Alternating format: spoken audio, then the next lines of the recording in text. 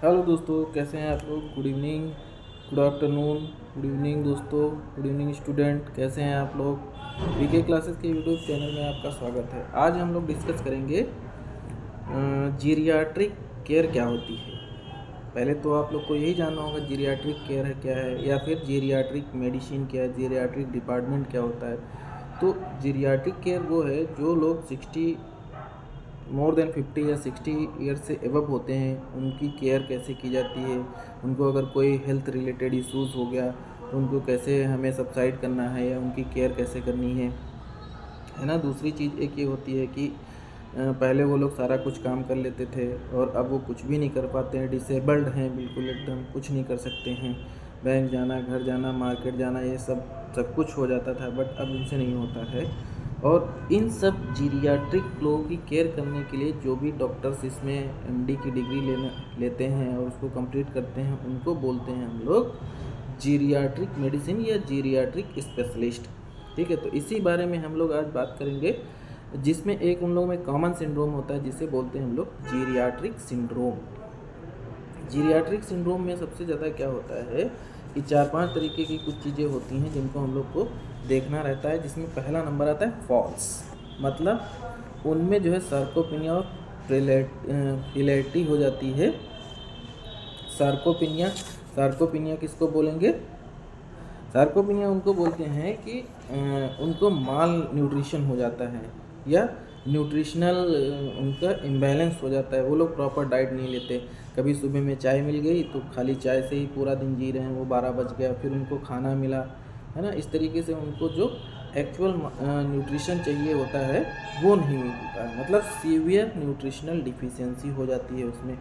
फिर होगा क्या, उनकी जो वेट है वो अनलाइकली रिड्यूस होने लगता है, मतलब विदाउट एनी एक्सरसाइज या फिर एनी विल के साथ उनका वेट रिड्यूस, की वो चाहते भी नहीं है तब भी उनका वेट रिड्यूस हो रहा है। वो न्यूट्रिशनल डिफिशियंसी की वजह से होता है, जिसके कारण क्या होता है, कभी वो गए, मान लो रात में गए वो वॉशरूम के लिए और उनका पैर स्लिप हो गया, ठीक है, गिर गए, तो हमको क्या करना है, उनको फ्रैक्चर फ्री इन्वायरमेंट प्रोवाइड करना है, उनकी देख रेख करनी है ना। तो एक प्रॉब्लम ये हो गई जीरियाट्रिक सिंड्रोम में फॉल्स। और दूसरा क्या होगा, सिनकोप या डिजीनेस।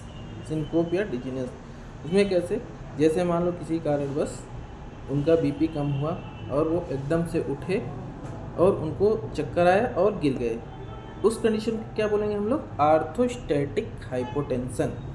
आर्थोस्टैटिक हाइपोटेंशन वो पोजीशन से होता है। तो उन लोगों में हम लोग इस चीज़ को प्रिवेंट करने के लिए क्या करेंगे, उनको बोलेंगे बाबूजी, माताजी, पहले आप उठ के बिस्तर पे बैठिए 5 मिनट तक, फिर उसके बाद पैर बिस्तर से नीचे, बेड से नीचे लटकाइए 5 मिनट तक, फिर 5 मिनट के बाद धीरे धीरे आप चलना शुरू करिए। इससे क्या होगा, उनका जो ब्लड सर्कुलेशन है या बीपी है वो वापस से पूरा अच्छे से मेंटेन हो जाएगा और गिरने से वो प्रिवेंशन ऑफ फॉल हो जाएगा, गिरने से बच जाएंगे। या फिर कभी कभी क्या होता है, वॉशरूम गए, वो नीचे हमेशा गर्दन करके चलते रहते हैं और अचानक से वो लोग वॉशरूम गए, गर्दन को स्ट्रेच किया, तो एक क्षण के लिए उनकी ब्रेन सप्लाई या ब्लड सप्लाई ब्रेक हो जाती है, जो भी ब्लड सप्लाई ब्रेन को होती है, और उसमें क्या होते हैं, वो लोग सिनकोप हो जाता है, गिर जाते हैं वो लोग, ठीक है। तो दूसरा जीरियाट्रिक सिंड्रोम का दूसरा पॉइंट क्या हो गया हमारा, सिनकोप या डिजीनेस, बेहोश हो जाना, एकदम से चक्कर आके गिर गए और बेहोश हो गए।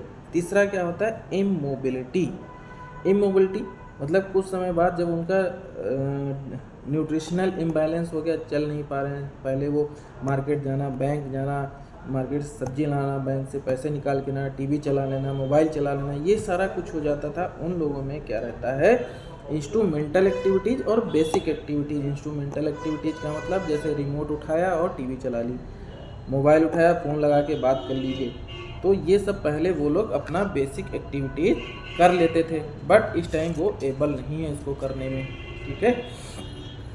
इसके बाद क्या होगा, अगला जो चौथी प्रॉब्लम है जीरियाट्रिक सिंड्रोम की, इनकॉन्टिनेंस उसको बोलते हैं। इनकॉन्टिनेंस का मतलब कि धीरे धीरे चलते टाइम ओल्ड लोगों को या वृद्ध लोगों को, मेल हो या फीमेल, उनमें इनकॉन्टिनेंस होने लगता है। इनकॉन्टिनेंस का मतलब कि इनवॉलेंट्री पासिंग ऑफ यूरिन और स्टूल या फिकल मैटर, ठीक है।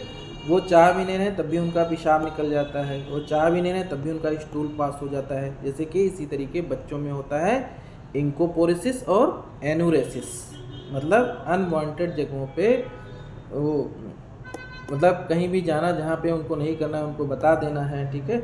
अनविल इनवॉलेंट्री उनका स्टूल और यूरिन पास हो जाता है। तो वो लोग एक्सपोजर में जाने से डरते रहते हैं कि जैसे कहीं पार्टी में जाना है, कहीं दावत में जाना है, इस तरीके वाली जगहों पे जाने से वो लोग बचे रहते हैं। तो चौथी कंडीशन जीरियाट्रिक सिंड्रोम की क्या हो गई, इनकॉन्टिनेंस। उनका इसमें क्या होगा, इनका पेशाब और स्टूल कहीं भी पास हो सकता है। अगला क्या रहता है, पांचवा पॉइंट इसका स्लीप डिसऑर्डर। स्लीप डिसऑर्डर, वो पेशेंट ये कहेगा पहले मुझे नींद आ जाती थी अब नींद ही नहीं आती, तो उसका तो एक रीज़न ये हुआ दवाई गोली चलाई और उनकी नींद आ गई, लेकिन ये कोई एग्जैक्ट उनका ट्रीटमेंट नहीं हुआ।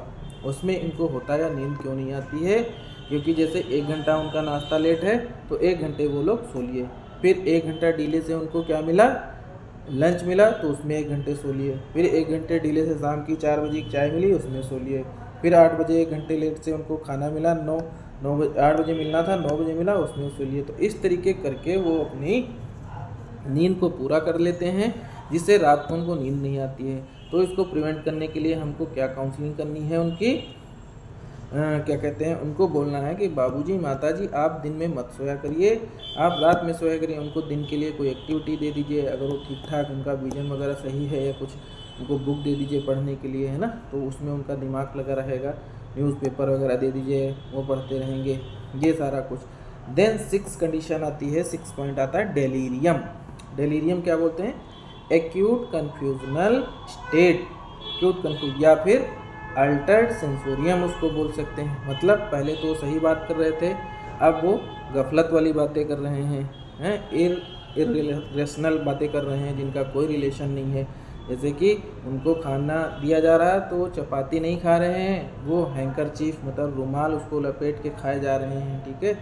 उनसे पूछा कुछ जा रहा है कुछ बता रहे हैं, कुछ बोला जा रहा है कि अब कितना बजा है तो कोई आंसर दे रहे हैं। इस तरीके इसको बोलते हैं डिलेरियम। इसमें हम लोग क्या करते हैं कि ये किसी बड़ी बीमारी का वार्निंग साइन है, फिर इसको हम लोग टाइमली इंटरप्रिटेट करके इसका ट्रीटमेंट करते हैं और उनकी समस्याओं को सबसाइड करते हैं।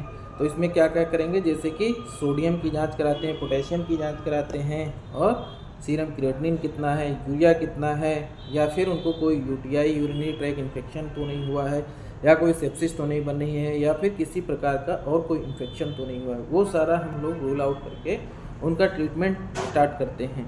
तो ये था एक जीरियाट्रिक सिंड्रोम के बारे में, जीरियाट्रिक केयर, जीरियाट्रिक मेडिसिन से रिलेटेड टॉपिक, जिसको आप लोग देखिए, इसका आप नोट्स बना सकते हैं। आगे आने वाले टाइम में ये आपको बहुत काम आने वाला है। सो हंसते रहे, मुस्कुराते रहे, बने रहे बीके क्लासेस के साथ। Thank you for today.